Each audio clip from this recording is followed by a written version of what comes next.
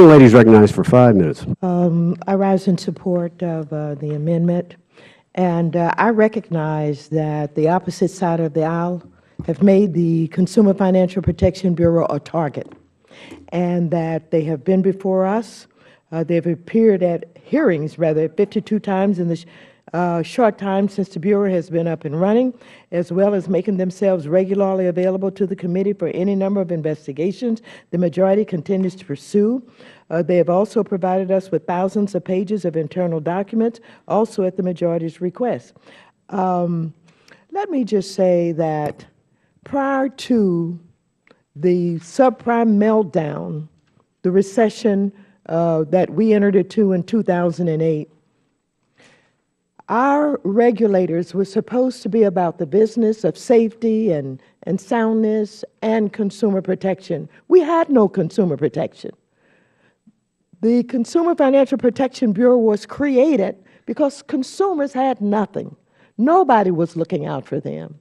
And so now we have the Consumer Financial Protection Bureau with a very competent and capable director, Mr. Cordray, and they're doing a fabulous job. Would the gentlelady yield? I'll yield for a moment, yes. Well, thank you. I think there are 50 state consumer agencies that would differ with you on that there wasn't anybody taking care of the consumers.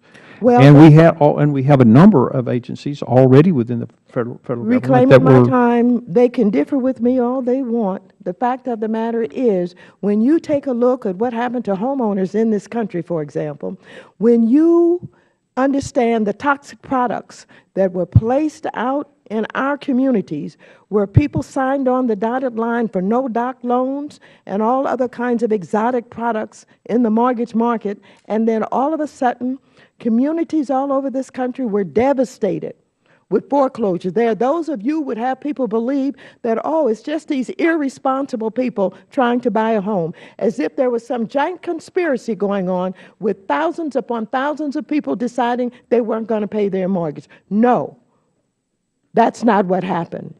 They were tricked into signing mortgages that they certainly could not afford. They didn't understand what was being put before them. They were misled, and there was fraud involved also. And so, all of those people that you're talking about who were protecting consumers, please tell me who they are and what they were doing. The fact of the matter is, there was no real protection for consumers. I don't know why the Consumer Financial Protection Bureau has become the target that it has become. But I want to tell you, this is going to be a fight.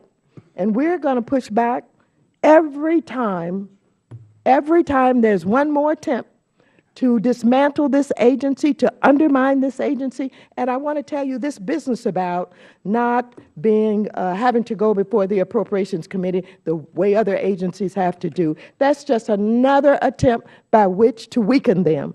And this attempt to say, well, we need more than one director. We need a commission of 5 people. Another attempt to try and dismantle them. This side of the aisle will stand up, and we're going to fight, and we're going to fight very hard. You mentioned that some people were being hurt, and you threw in there payday lenders. Do you really believe that payday lenders have been there helping the people, charging over 400% interest on those will the gentlelady yield in that? Will the gentlelady yield in that? No, I will not yield to you, Mr. Garrett. Let me finish this. Okay. When you talk about payday loans, that's one area where consumers need protection. And so here we have a Consumer Financial Protection Bureau that is doing exactly what we wanted them to do, and you continue to attack them. And I know this is going to go on, but let the fight come on. Let it come on, because this one we're going to put a lot of time and effort on. We're going to help the people to understand that something was created for the benefit of the people. And for those of you who are so worried about protecting those people who are ripping off the consumers and your taxpayers, you carry your argument the way you want to carry it out there. But we're going to meet you. We're going to fight you. And we're going to stand up for consumers in ways that they have not been protected for years, because this institution is too owned by those who just simply make money off people that can least afford to have their money ripped off. Do I have any more time?